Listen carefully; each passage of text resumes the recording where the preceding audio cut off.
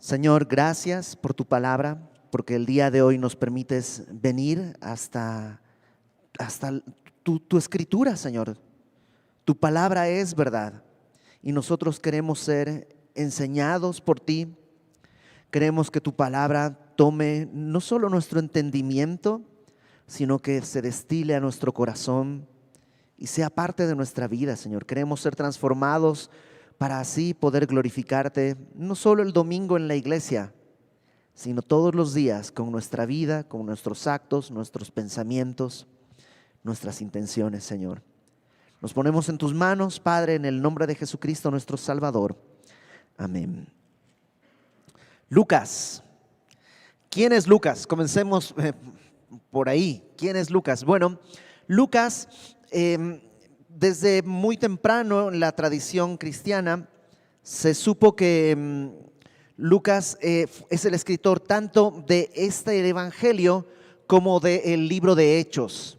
Y se identifica a Lucas con un personaje que se llama Lucas, que aparece en el libro de Hechos. El libro de Hechos es curioso porque cuando lo empiezas a estudiar, comienza narrado en tercera persona. Es decir, el escritor siempre dice, y fueron, salieron, estuvieron, siempre en tercera persona, ellos, hasta que en un punto cuando Pablo llega a Troas, una ciudad que está ahí por el estrecho de los Dardanelos, en la frontera, llamémosle, entre Asia y Europa, llega Pablo ahí y entonces el narrador cambia y dice que Pablo tuvo una visión, un varón macedonio que le decía que fuera a ayudarles, y entonces dice, decidimos partir sabiendo que Dios nos estaba llamando. Entonces ahí Lucas se incluye en el equipo de Pablo. No sabemos mucho el por qué. Podemos animarnos a tener algunas suposiciones. Por ejemplo, Lucas es un doctor, es un médico. Lucas aparece mencionado en 3 cartas de Pablo. En una de ellas se refiere a él, en Colosenses capítulo 4, se refiere a él como el médico amado. Un médico de cuerpo, ¿no? Pablo era una especie de médico del alma porque llevaba el evangelio, pero Lucas era un médico, además un médico misionero, un médico pues doctor. Algunos piensan que Lucas era un esclavo, que en aquella época las personas de mucho dinero tenían pues esclavos para todo, tenían cocineros, tenían personas que se encargaban de la caballeriza, que cuidaban su casa, pero también podían tener como esclavo a un médico. Y es probable que Lucas haya sido un esclavo de alguien llamado Teófilo. Teófilo es, ¿por qué sabemos esto? Porque Lucas escribe estos 2 tomos, Lucas y Hechos, escribe a este hombre, le dice excelentísimo Teófilo, que es un término de muchísimo respeto. Entonces es probable que este Teófilo haya sido cristiano, y entonces cuando conoce a Pablo, algunos dicen probablemente Pablo llevó a Teófilo al evangelio, y cuando conoce a Pablo y es llevado al evangelio, se da cuenta de que Pablo tiene problemas de salud. Pablo llega a Troas, no se sabe exactamente por qué, solo dice que quiso ir hacia Asia y el Espíritu no se lo permitió. ¿Cómo? No lo sabemos. Algunos piensan que tiene que ver con una enfermedad, porque justo está pasando la zona de Galacia y cuando les escribe a los Gálatas, les dice, ustedes me recibieron cuando yo estaba débil y tembloroso. Y al final de la carta a los Gálatas les dice, vean con qué letras tan grandotas estoy escribiendo. Algunos piensan que esta enfermedad que tuvo tenía que ver también con los ojos. La cuestión es que llega así a Troas y curiosamente ahí Lucas se integra al equipo, y no estaría loco pensar que Teófilo le diga a Lucas, Lucas, acompaña a Pablo y sírvele. Y entonces Lucas va a estar en el equipo misionero de Pablo. Unos años después, Pablo es hecho prisionero en Roma y va a estar en Roma 2 años. Los cargos que se le presentan no son cargos que el Estado presenta contra Pablo, son cargos que los judíos están contra Pablo. Los judíos lo acusaron en Jerusalén, los romanos lo rescatan y luego queda como en un limbo legal porque no hay acusación segura, porque la acusación es que Pablo está diciendo que un hombre está vivo cuando nosotros lo habíamos matado. Entonces hay que matar a Pablo porque dice que alguien está vivo. Entonces no hay una acusación firme, está muy raro el caso. Pablo pasa 2 años en Roma en ese limbo legal y después sale. Algunos piensan, cuando digo algunos me refiero a algunos eruditos de la Biblia, piensan que en ese tiempo en que Pablo estuvo en la cárcel, Lucas se dedica a escribir estos 2 tomos, el Evangelio de Lucas y el libro de Hechos, precisamente como defensa de Pablo ante Roma, una especie de recolección de testimonios para probar que ni el Evangelio ni Pablo eran peligrosos para el Imperio Romano. Peligrosos, digo, políticamente hablando. No estaba Pablo armando una sedición, un partido político, una rebelión, no estaba haciendo nada de eso. Curiosamente, en el Evangelio de Lucas y en el libro de Hechos, todos los centuriones, todos los representantes romanos tienen buena actitud hacia el Evangelio. Por ello, se cree que este evangelio tuvo que ser escrito antes del año 64, porque en el año 64 ocurre un incendio muy grande en Roma y se termina acusando a los cristianos como pues chivo expiatorio. Y a partir de ahí comienza una gran persecución, una pues abierta hostilidad contra el evangelio. Y entonces no sería lógico que Lucas escriba esto con tanta benevolencia de parte de Roma. Tendría que haber marcado algo que fue tan importante. Eso nos sitúa a que el evangelio fue escrito, según pues la mayoría de los eruditos, entre el año 60 y el año 63. De los 4 evangelios, este es el evangelio que en número de palabras es el más largo. Y yo no sabía esto, pero tú sabías que Lucas escribe casi el 30% del Nuevo Testamento, porque entre el Evangelio de Lucas y el libro de Hechos son casi el 30% del Nuevo Testamento. Y Lucas es el único gentil del Nuevo Testamento que está escribiendo. ¿Qué es un gentil? Alguien que no es judío. Mateo, Marcos, Juan, Pablo, Santiago, Judas, Pedro, todos son judíos. Lucas es el único gentil y tiene el 30% del Nuevo Testamento a su cargo. Normalmente se conoce Mateo, Marcos y Lucas como los evangelios sinópticos. ¿Qué quiere decir sinóptico? Quiere decir de un mismo punto de vista.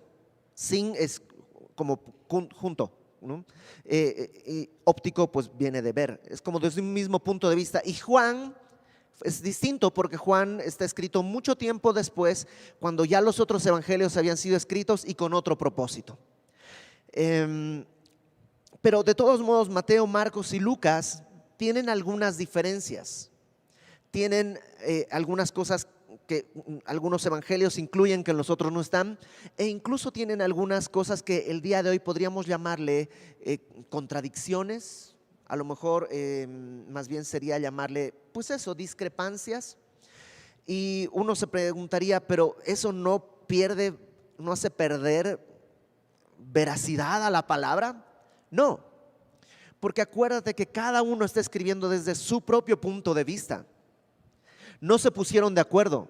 Vamos a contar, esta va a ser la historia oficial. No hay eso. Cada quien cuenta según su punto de vista y es lógico, si estás escribiendo con honestidad, que cada punto de vista sea distinto.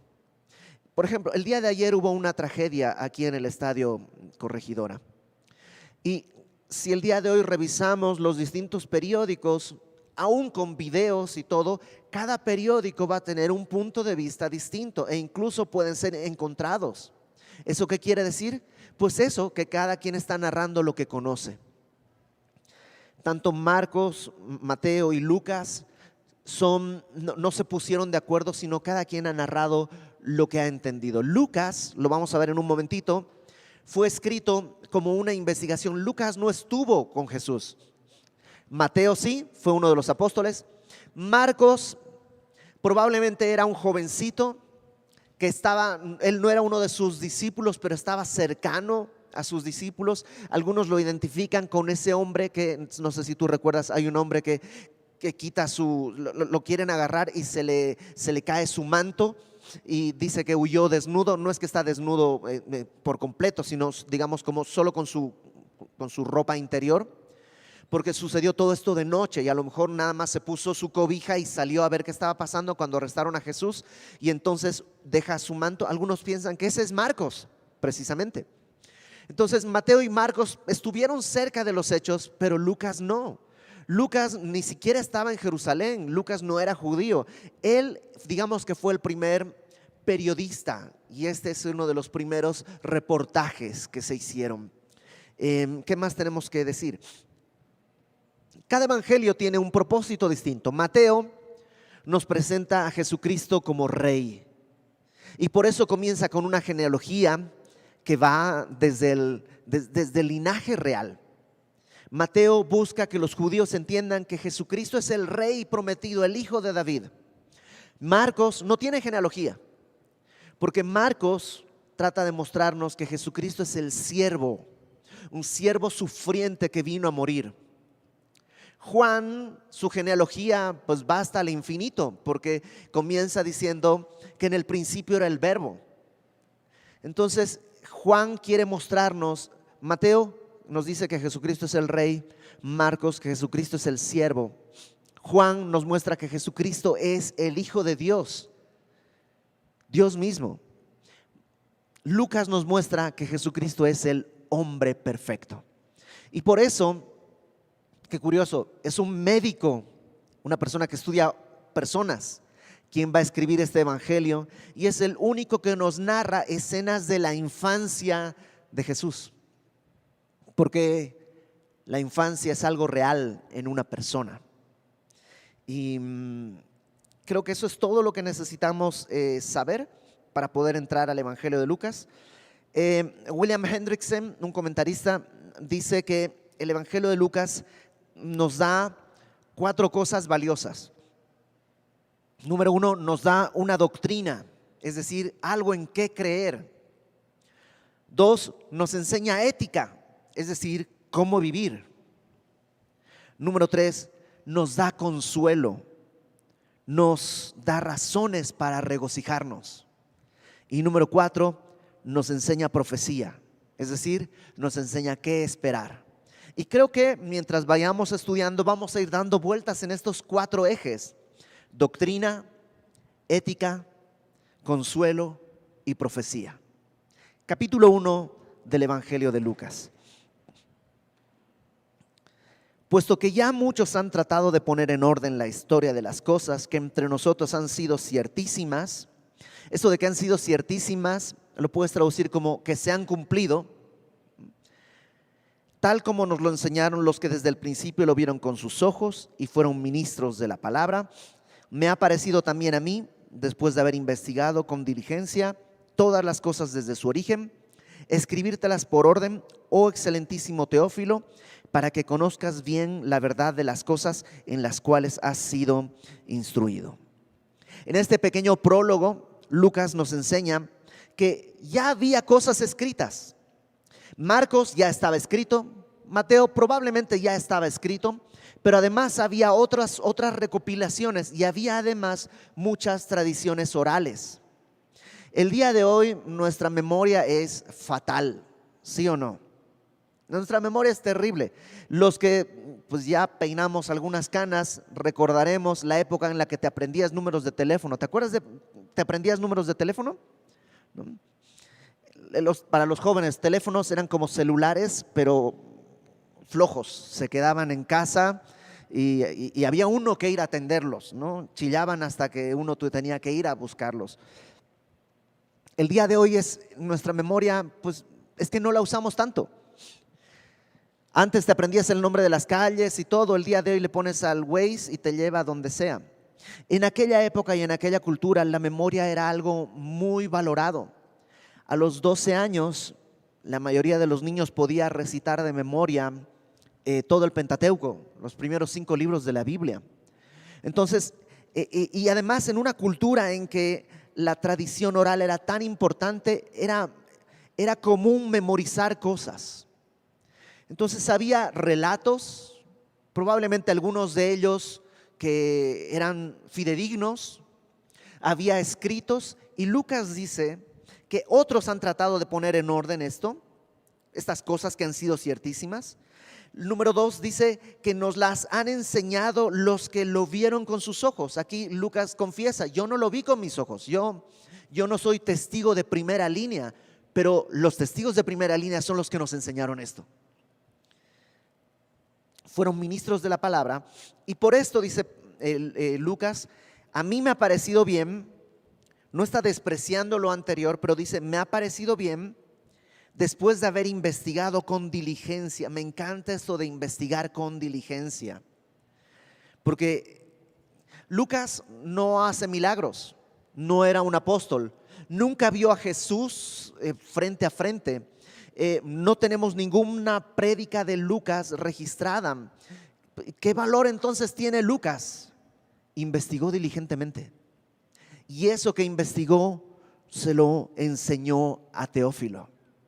A lo mejor tú dices, yo no predico, yo no hago milagros, yo no soy apóstol, ¿qué puedo hacer? Puedes investigar diligentemente en la palabra y enseñárselo a otros.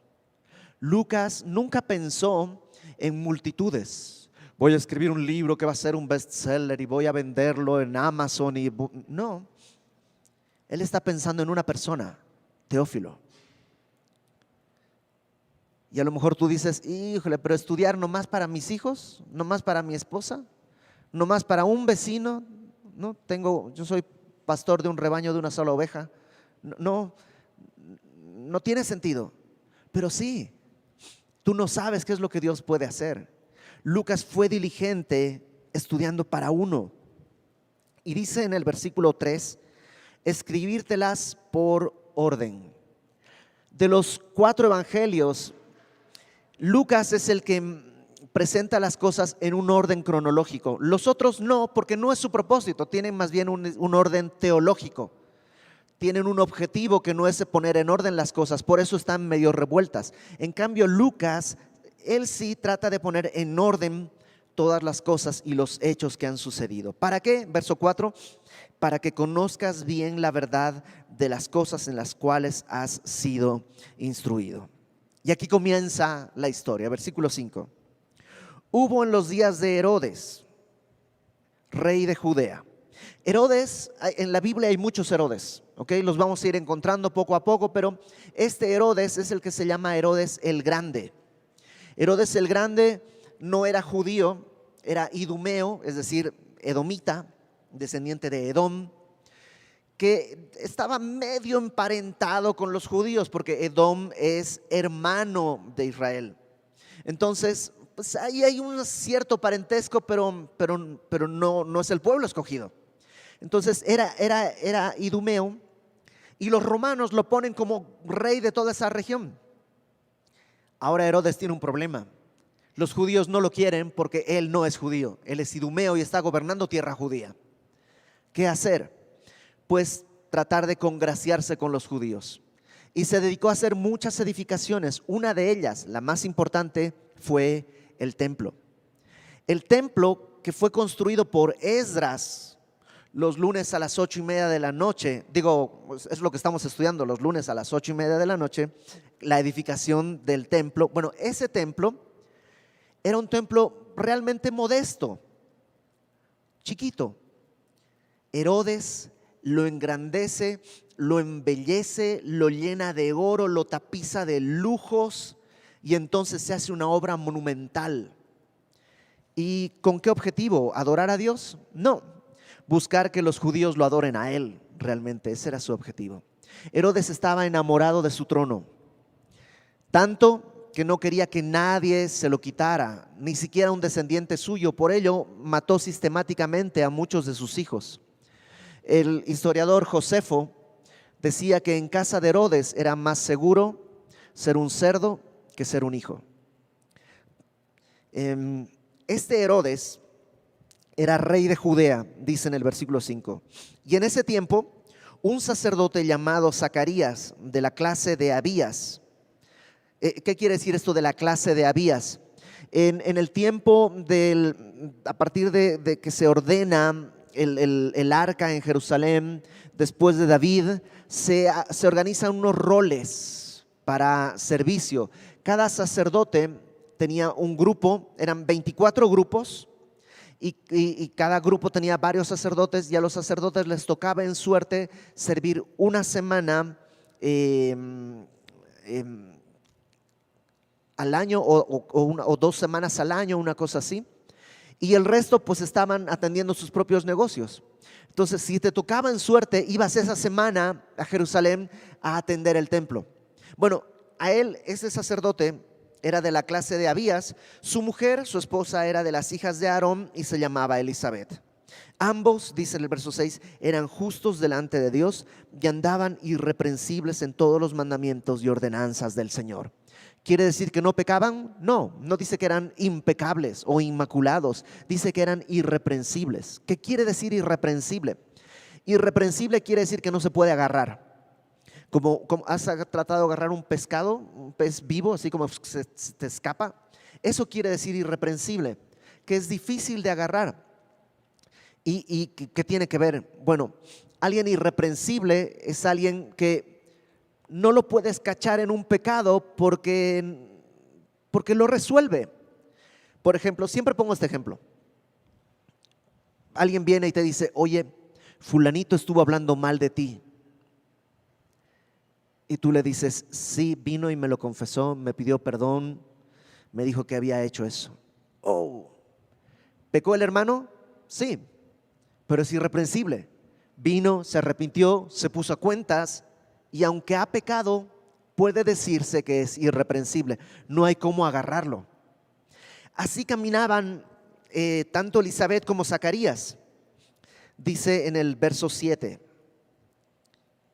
pero no tenían hijo, porque Elisabet era estéril y ambos eran ya de edad avanzada. Es muy doloroso cuando un matrimonio anhela hijos y no puede tenerlos.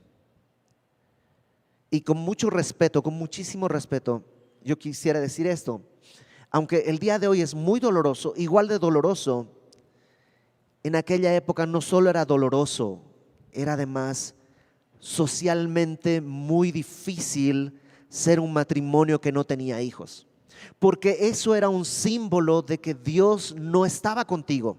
Estás en algún pecado, algo habrás hecho. Era como una marca, como una letra escarlata, como una señal de desprecio de Dios el que no pudieras tener hijos, lo cual por supuesto es absurdo y es injusto, pero así era. Entonces, aunque la gente seguramente decía: y es sacerdote, ¿en qué andará? La Biblia da un testimonio, dice que eran justos e irreprensibles, lo cual me muestra algo: no te apresures a sacar conclusiones acerca de la gente. No te apresures a sacar conclusiones acerca de la gente. Seguro anda en pecado, seguro. No sabemos. Ni tú ni yo sabemos. Lo único que hacemos cuando cometemos ese error es ponernos en el lugar de los amigos de Job. Los amigos de Job le decían: mira, el mal no viene porque sí, algo habrás hecho. Y Job dice: pues no sé. Y al principio del libro de Job, Dios dice: ¿has visto a Job, varón perfecto en todos sus caminos? Esto echa por tierra esta idea de que a los buenos les va bien y a los malos les va mal. Porque además, bueno solo ha habido uno y le fue muy mal. Vino a pagar por nuestros pecados. Versículo 6. Aconteció que ejerciendo Zacarías el sacerdocio delante de Dios según el orden de su clase, o sea, cuando le tocó en turno ir a servir al templo, conforme a la costumbre del sacerdocio, le tocó en suerte ofrecer el incienso entrando en el santuario del Señor. Si tú recuerdas el templo de Jerusalén que vimos hace algunas semanas en el estudio de Reyes, Dentro del santuario era una especie de habitación, llamémosle, que tenía dos partes: el lugar santísimo, que estaba en lo profundo, y el lugar santo. En el lugar santo había unos candeleros, había una mesa con unos panes y había un altar del incienso. Era un altar que se tenía que prender constantemente, poner el incienso para que esté ese aroma delante de Dios. Y me encanta porque el incienso representa en la Biblia las oraciones. Y ahí está Zacarías, ya anciano. ¿Cuánto tiempo habrá orado por un hijo? Yo conozco familia, personas que oraron por un hijo por años. Algunas veces Dios contestó y tuvieron un hijo. Otras veces no. Zacarías y Elizabeth dice que son ancianos. ¿Cuánto tiempo habrán orado por un hijo? Y aquí está Zacarías, ya anciano, su mujer estéril, también anciana, ofreciendo incienso. Verso 10. Y toda la multitud del pueblo estaba afuera orando a la hora del incienso. Y se le apareció un ángel del Señor puesto en pie a la derecha del altar del incienso. Y se turbó Zacarías al verle y le sobrecogió temor. Pues claro, o sea, de entrada estar en el lugar santo ya es una cosa, pues estás ante la presencia de Dios, ya es algo terrible. No terrible de feo, pero pues Dios es fuego consumidor. No es alguien a quien tú puedes manipular. Y yo creo que estaba presentando el incienso y orando, cuando de pronto al lado suyo o atrás se le aparece un ángel. La Biblia nunca describe muy bien cómo son los ángeles, pero sí, siempre que aparece un ángel, el ángel dice no temas. Así que no creo que sea un bebito gordito, desnudo con alitas y güerito. Seguramente es algo que impone, algo que a lo mejor te espanta, algo grande que está y ahí, y se le aparece este ángel. Verso 12, Zacarías se turbó al verle y le sobrecogió temor, pero el ángel le dijo: Zacarías, no temas, porque tu oración ha sido oída, y tu mujer Elizabeth te dará a luz un hijo y llamarás su nombre Juan. Y tendrás gozo y alegría, y muchos se regocijarán de su nacimiento, porque será grande delante de Dios. No beberá vino ni sidra. Eso quiere decir que tendría un voto de nazareato. ¿Qué es un voto de nazareato? Era un voto de consagración. Era una manera en la que pues tu vida estaba consagrada a Dios y físicamente lo expresabas no comiendo nada que saliera de la uva, no estando en presencia de nada muerto, no cortándote el cabello y no comiendo miel. Entonces, como que este bebé está, o sea, imagínate, no solo te está diciendo: Zacarías, vas a tener un hijo, sino que además le está diciendo que este hijo es especial.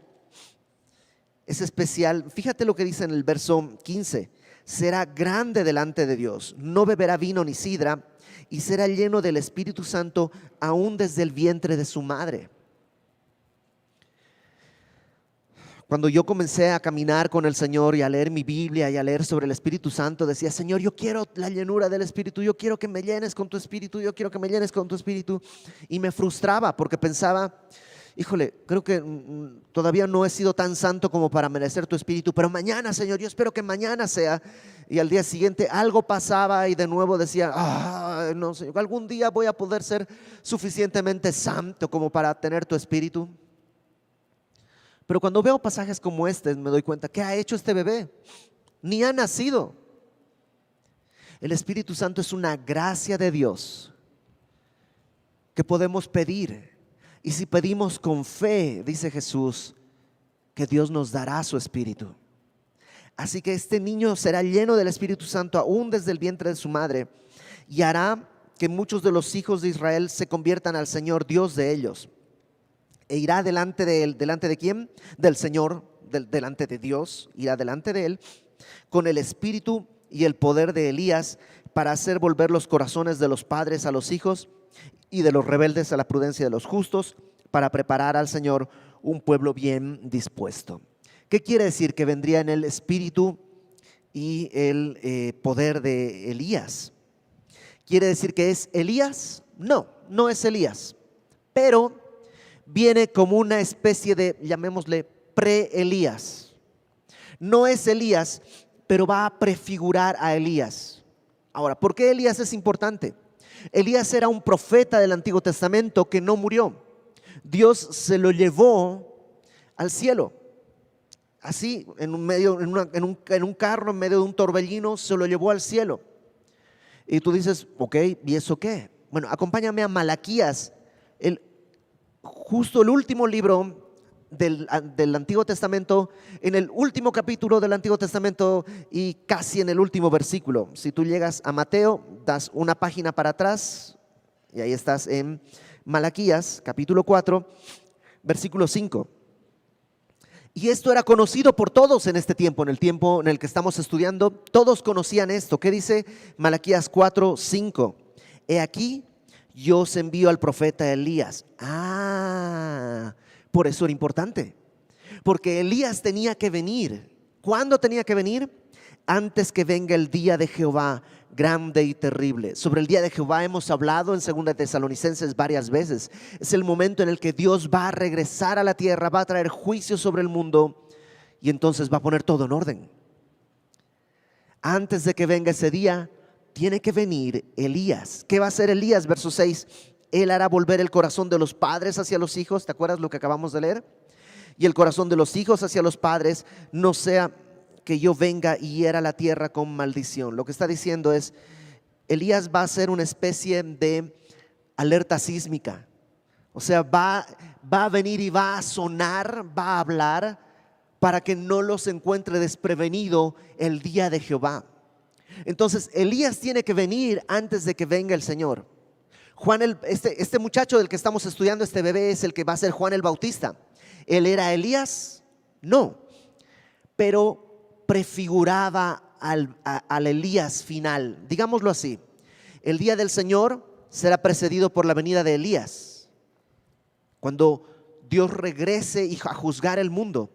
Pero la primera venida de Cristo va a ser precedida por Juan el Bautista, este pre-Elías, un símbolo de Elías, porque ¿qué va a hacer? Lo mismo, llamar al arrepentimiento, llamar a todos a regresar al corazón a Dios.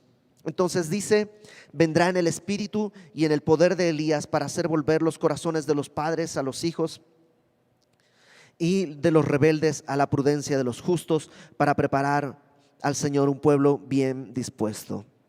Dicho sea de paso, está preparando camino al Señor. Ese es Dios mismo. Desde acá podemos entender que para Lucas, Cristo es el Señor, es Dios mismo.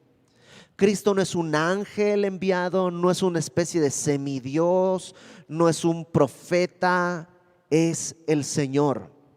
Porque Él va preparando, Juan el Bautista va a preparar camino para el Señor.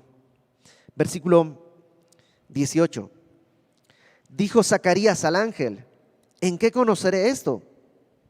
Básicamente esto de ¿en qué conoceré esto? Es algo así como hasta crees. O sea, es un no creyó. Y no sé, no quisiera como ser muy duro con el Zacarías, pero él ha orado tanto por un hijo. Y ahora un ángel se le aparece, le dice, tendrás un hijo y será así, así, así, así, así. No sé, no lo culpo por decirle, ojalá, pues sí. Pero fíjate lo que le contesta después. ¿En qué conoceré esto? Porque yo soy viejo y mi mujer es de edad avanzada. Respondiendo el ángel le dijo, yo soy Gabriel. Esto es lo que pasa en mi mente. Zacarías le dice, yo soy viejo. Y le contesta el otro, yo soy Gabriel, ¿no? Y como que te estás fijando en quién eres y no vine a decirte, no vine a preguntarte quién eres, vine a decirte lo que Dios está haciendo.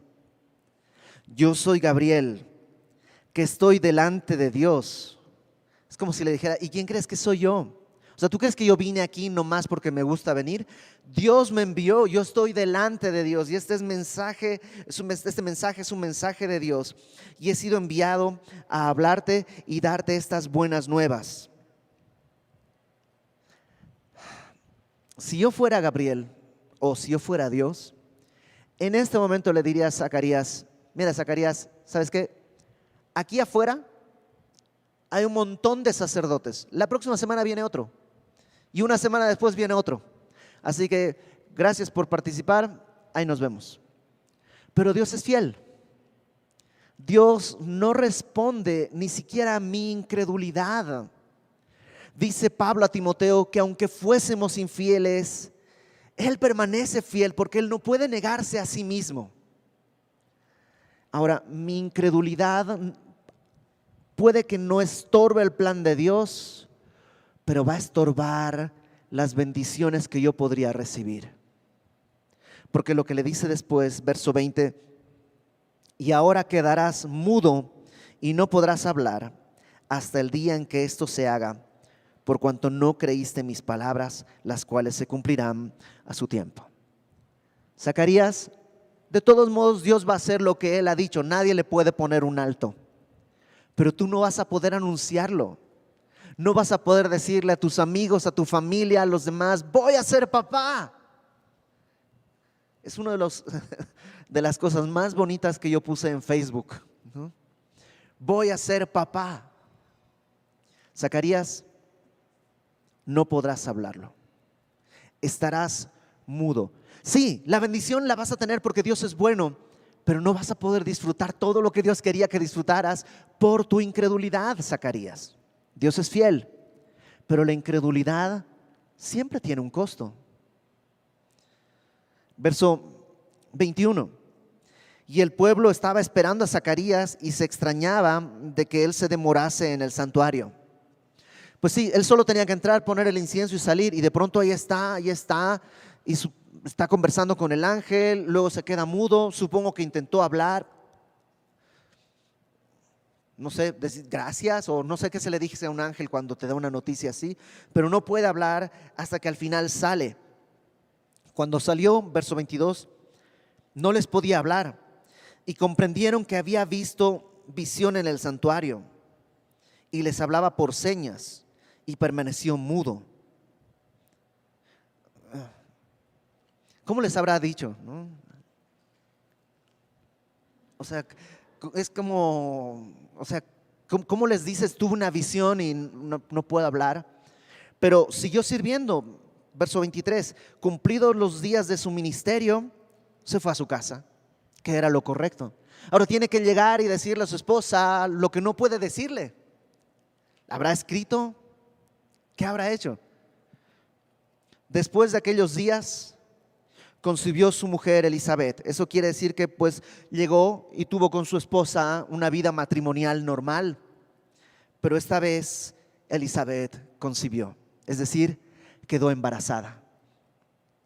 Y se recluyó en casa por 5 meses diciendo, es decir, 5 meses no salió, diciendo, así ha hecho conmigo el Señor en los días en que se dignó quitar mi afrenta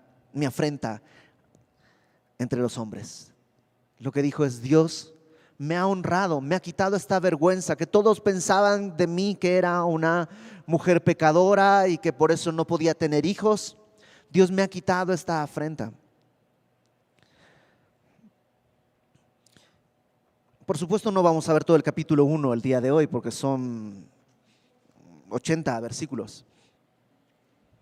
Vamos a dejarlo ahí el día de hoy, pero quisiera nada más poner 3 puntos para que podamos meditar esto entre semana. Número 1, investigar en la palabra vale la pena. Créeme, vale la pena. Si tú estás esperando el momento en que te digan, oye, te toca predicar el próximo domingo para empezar a estudiar, estás desperdiciando tu tiempo. Estudia tu Biblia hoy, aunque no te toque predicar mañana, aunque no te toque predicar nunca. Investigar, escudriñar en la palabra vale la pena. Es valioso para ti y créeme, será valioso para alguien, aunque sea una persona. Vale la pena, no lo desprecies. Número 2, ten cuidado con la incredulidad. ¿Qué es la incredulidad? No creerle a Dios. No creer cosas como que cuando Dios dice, el que viene a mí no le echo fuera. Híjole, pero es que no sé, yo siempre tengo mala suerte, a mí nadie me recibe. Y créele a Dios. Él dijo, el que viene a mí yo no le echo fuera. Créele. Yo sé que a lo mejor tú dices, pero es que no me conoces. ¿Te acuerdas la conversación de Gabriel con Zacarías? Estás diciéndole a Dios, yo soy viejo, y Dios dice, yo no tengo edad, yo soy todopoderoso. Créele a Dios. Agarra tu Biblia, lee y cree. ¿Dios va a llevar a cabo su propósito? Por supuesto, Dios es bueno. No lo puedes frenar. Las bendiciones que Él quiera darte van a llegar porque Él es bueno y fiel. Pero te vas a perder la oportunidad de gritar a toda voz la gloria y la bondad de Dios. Y número 3, orar sí cuenta. ¿Cuántas veces habrá orado Zacarías con Elizabeth por un hijo? Yo creo, y esta es pura especulación, pero yo creo que para este punto ya no oraban por un hijo. Ya tantos años después, y ahora ancianos, ¿un hijo? No, pues ya no. Pero al final del día, Dios le dice, no, Dios no le dice, mira, se me ocurrió una cosa, ¿qué te parece si te doy un hijo? Fíjate qué es lo que le dice el ángel. Versículo 12. Ahí déjenlo, no pasa nada. Se turbó Zacarías al verle, le sobrecogió temor, pero el ángel le dijo, Zacarías, no temas, porque tu oración ha sido oída. Oye, Señor, si ya oíste mi oración, ¿por qué tardaste tanto? No lo sé. Es un misterio. Pero si Dios lo hizo así, es que así vale la pena. La oración es misteriosa porque hay cosas que oras y suceden en 5 minutos. Hay cosas que oras por años y después suceden. La oración es misteriosa también porque no te vienes en este conflicto que ya hemos hablado. Si Dios sabe lo que quiero y me va a dar lo que necesito, ¿para qué oro? Pues ya lo sabe. Pero Dios dice que no recibes porque no pides. Entonces tengo que pedir para poder recibir. Sí. Entonces si pido voy a recibir. No, porque depende de Dios. ¿Cómo funciona? Es un misterio. Acompáñame a Apocalipsis, por favor, y con esto vamos a terminar. Apocalipsis capítulo 8.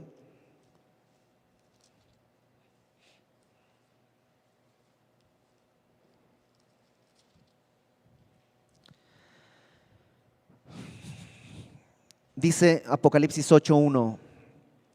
Cuando abrió el séptimo sello, se hizo silencio en el cielo como por media hora. Y vi a los 7 ángeles que estaban en pie ante Dios, y se les dieron 7 trompetas. Otro ángel vino entonces y se paró ante el altar con un incensario de oro.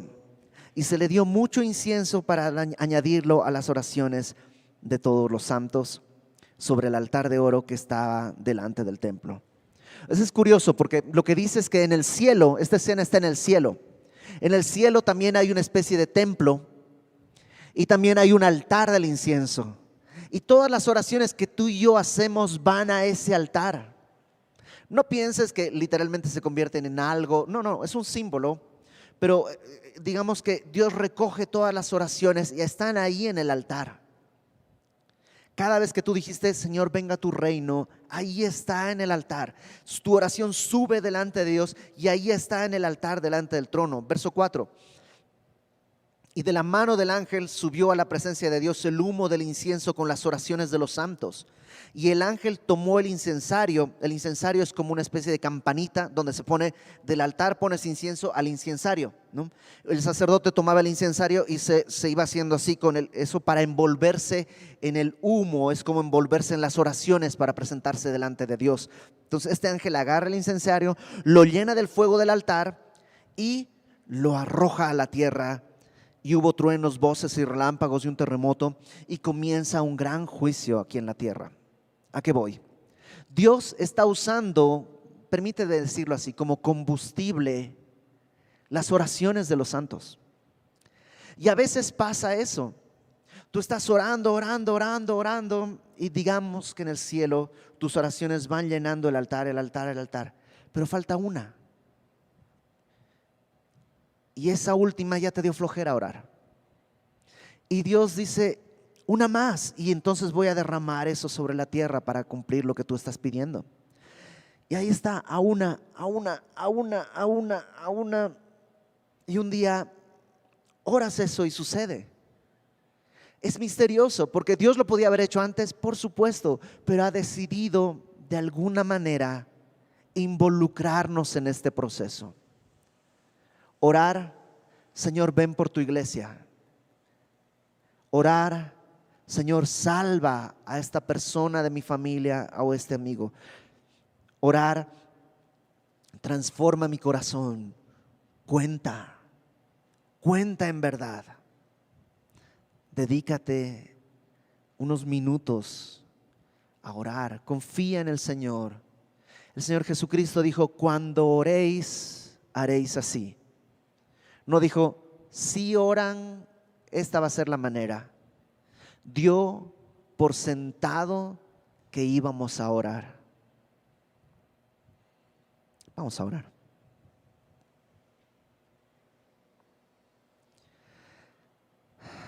Señor,